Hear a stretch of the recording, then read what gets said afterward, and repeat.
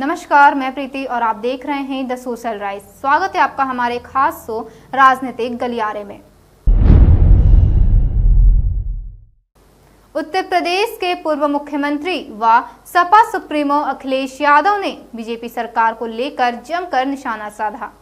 आपको बता दें कि यूपी के बांदा जिले में लोक जागरण अभियान के अंतर्गत आयोजित समाजवादी पार्टी के प्रशिक्षण शिविर में पहुंचे अखिलेश यादव, जहां सपा सुप्रीमो ने प्रशिक्षण शिविर में जनता को संबोधित करते हुए कहा, बुंदेलखंड एक्सप्रेसवे का दिया गया गलत अलाइनमेंट पूरा बुंदेलखंड जस का तस है।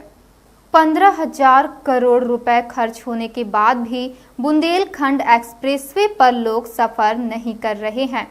बुंदेलखंड एक्सप्रेसवे को देकर बीजेपी सरकार ने नए भ्रष्टाचार का उदाहरण दिया है। कहा, बुंदेलखंड से बीजेपी का खाता नहीं खुलने वाला है। वहीं पाकिस्तान व चीन को लेकर भी अखिलेश यादव ने अपनी प्रतिक्रिया दी। आइए देखते हैं उन्होंने और क्या कहा। ये इंडिया गठबंधन को लेकर के प्रधानमंत्री कैंडिडेट कौन होगा? प्रधानमंत्री कैंडिडेट कौन होगा? अरे हम तो इतने कैंडिडेट हैं। युवा चाहिए तो युवा मिलेगा, महिला चाहिए तो महिला हमारे पास, बुजुर्ग चाहिए तो बुजुर्ग, जिसने अच्छा काम किया वो भी, जो चाहो तो प्रधानमंत्री कह रहे हैं कि एक बारात में बहुत सारे दूल्हे हैं। सवाल ये नहीं है, उनके दल में देखो दूल्हा दूल्हे से भिड़ा जा रहा है, इंजन से टकरा रहा है, और जो कभी डब्बे थे वो इंजन बने घूम रहे हैं। समाजवादी पार्टी की इस बार कितनी सीटों पर चुनाव लड़ेगी? 80 सीटें जीतने जा रहा है अलायंस। सर, बागेश्वर में लिमटम चल रहा है, इसको लेकर क्या कहें? कहाँ पे? बागेश्वर क्या चल रहा है? कोसी सीट पे लिमटम से चल रहा है। लिमटम ये नहीं समझ पा रहा हूँ मैं। सर, दूसरी सीट पर INDS के लिमटम को लेकर लिमटम टेस्ट की बात है। केमिस्ट्री पढ़ी नहीं क्या? अखिलेश जी, शाहनवाज आलम, अखिलेश जी पता नहीं लिप्टन चाय तो नहीं बोल रहा था। भावनाओं के आधार पर था, इस पर क्या कहें? कौन बोल रहा? शाहनवाज आलम कांग्रेस के नेता हैं। वो समय चला गया है। आप बीजेपी से आग से मत खिलिए, बीजेपी की आग से। बीजेपी जानबूझ करके चाहती है कि इस तरह की बहस हो जिससे मुख्य मुद्दों पे बहस हो पाए। जैसे अभी मैं सड़क से जाऊंगा फतेहपुर तक, दिनवारी बाजार में इतना जानवर हमें देखा, आप कल्पना नहीं कर सकते। अगर मैं मुख्यमंत्री जी से कहूँ कि अन्ना जानवर घूम रहे हैं तो कहेंगे नंदी घूम रही है। सोचो आप, जब मुख्यमंत्री जी को नंदी दिख रही तो फिर किसी की जान ही नहीं जा रही है, किसी का खेती नहीं खा रहे हैं, फिर उसकी सेवा करनी चाहिए। तो मैं तो यहाँ के प्रशासन से कहूंगा कि ट्रक में सब नंदियों को मुख्यमंत्री आवास भेज दें, कालिदास मार्ग। महाराष्ट्र में कांग्रेस कह रही है कि शरद पवार गुट अंधेरे में है, सभी को रखे हुए हैं। देखिए कांग्रेस क्या कह रही है उस पर हम नहीं कह सकते। समाजवादी पार्टी की साइकिल यहाँ चल रही है और घोसी में जनता इस बार समाजवादियों की साइकिल को ऐतिहासिक वोट देने जा रही है। महबूबा मुफ्ती कह रही है भारत की स्थिति पाकिस्तान जैसे, इसमें कैसा देखते हैं? देखिए महबूबा जी क्या कह रही हैं, लेकिन एक चीज आपको मैं बता दूं, आप अभी कुछ दिन पहले जो चर्चा हो रही थी कि पाकिस्तान और चीन मिलकर के एक इकोनॉमिक जोन बना रहे हैं, एक्सप्रेसवे हाईवे बना रहे हैं।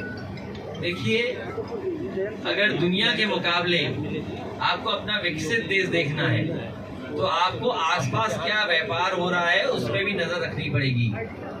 चीन बाजार नहीं, आपकी सीमा भी सिकोड़ दे रहा है, सीमा को भी आपको अंदर धकेल रहा है।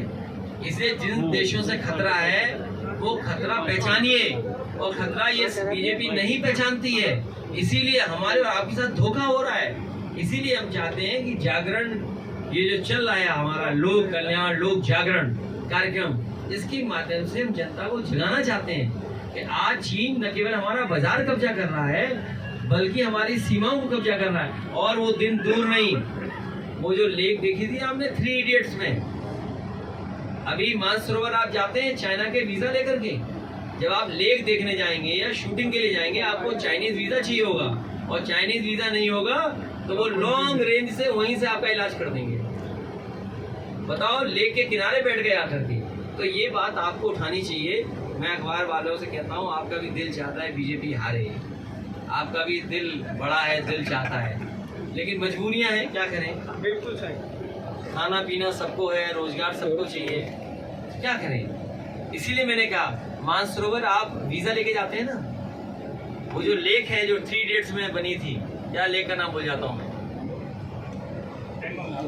Pangong lake, litmus test. तेरे ऐसा मैं भी हो गया। तो सोचिए, लेक देखने जाओगे या शूटिंग करने जाओगे तो आपको चीन का वीजा चाहिए होगा। ये दुर्भाग्य नहीं है, तो हम आने वाली पीढ़ी को क्या देके जा रहे हैं। सोचो, एक जमाना था आपका अक्साई चिन्ह था, एक जमाना आपको याद है आपसे। इसलिए जो खतरा है वो खतरा जनता को बताना चाहिए। बीजेपी खतरा नहीं बता रही है, बीजेपी कुर्सी के लिए सब कुछ कर रही है। मणिपुर 2024 में रहेंगे या नहीं रहेंगे। मणिपुर शर्तें हैं उन पर क्या है? राजनीति में कोई शर्त नहीं होती है, राजनीति में साथ चला जाता है। कुछ विधायक योगी जी से मिले, कुछ विधायक योगी जी से मिले। योगी जी बड़े योगी हैं, उन्हें नंदी दिखाई दे रही है, सांड जानवर। अरे एक मिनट, दुर्भाग्य हमारा। चल इससे मतलब लैपटॉप, ये साइंस, ये चंद्रायन सब बेकार है। योगी जी के लिए चंद्रायन बेकार है। अखिलेश जी, अखिलेश जी, सरकार लोक दल- IPC और CRPC में बदलाव करने जा रही है, चाहती है। कौन? सरकार। सरकार तो ऐसा करना चाहती है कि आप मुंह न खोलो, हम भी मुंह न खोलें, दोनों गूंगे होके बात करें। लोक दल के साथ गठबंधन रहेगा रहेगा 2024 में। 24 में। ये देश हमारा बहुत पुराना देश है और इस देश की जनता बहुत इमोशनल है। कोई घर परिवार नहीं है जिसने महाभारत न पढ़ा हो, रामायण के बारे में न जानती हो। एक रावण ने सीता हरण किया था, रावण का सर्वनाश कर दिया था भगवान राम। इसी तरह द्रौपदी का चीर हरण हुआ था, महाभारत हो गई, पूरे का पूरा परिवार नष्ट हो गया।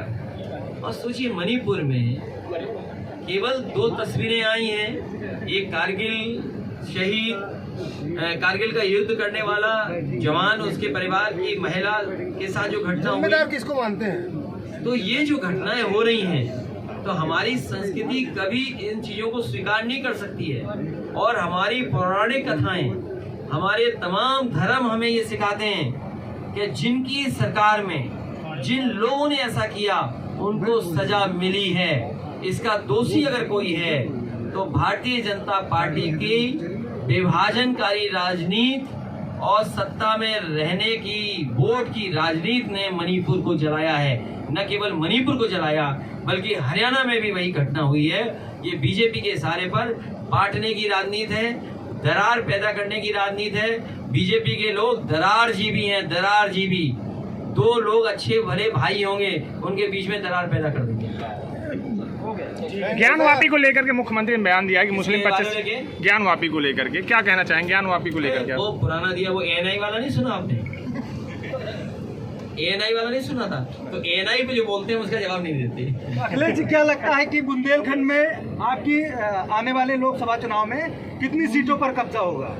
मैं कह रहा हूँ इंडिया PDA मिलकर के 80 की 80 सीटें जीतने जा रहा है। बुंदेलखंड की अगर बात करें, सब सीटें बुंदेलखंड की। मिसाइल बनी नहीं, टैंक बने नहीं, पानी आया नहीं, अन्ना जानवर गए नहीं, पलायन रुका नहीं, बड़े पैमाने पे बेरोजगार, सूखा में राहत नहीं, बाढ़ में मदद नहीं, डैम जितने बने थे वो काम पूरा नहीं किया, नहरों का काम पूरा नहीं किया। और जो समाजवादी सरकार में अस्पताल बने थे, आप खुद सोचो, बांदा में 300 बेड का अस्पताल बना खड़ा है, डॉक्टर नहीं, मरीज नहीं। मेडिकल कॉलेज में असिस्टेंट प्रोफेसर, एडिशनल प्रोफेसर कुछ है ही नहीं। सोचिए कितना बड़ा दुर्भाग्य है। अखिलेश जी, चुनाव आयुक्त की नियुक्ति को लेकर एक बात हुई है, ये सब पावर अपने हाथ में रखना चाहते हैं, पूरा कंट्रोल चाहते हैं। बीजेपी के लोग पूरा कंट्रोल चाहते हैं जिससे खुलेआम बेईमानी कर सकें। हमारी सरकार इसलिए नहीं बनी क्योंकि हजारों लोगों के वोट काट दिए।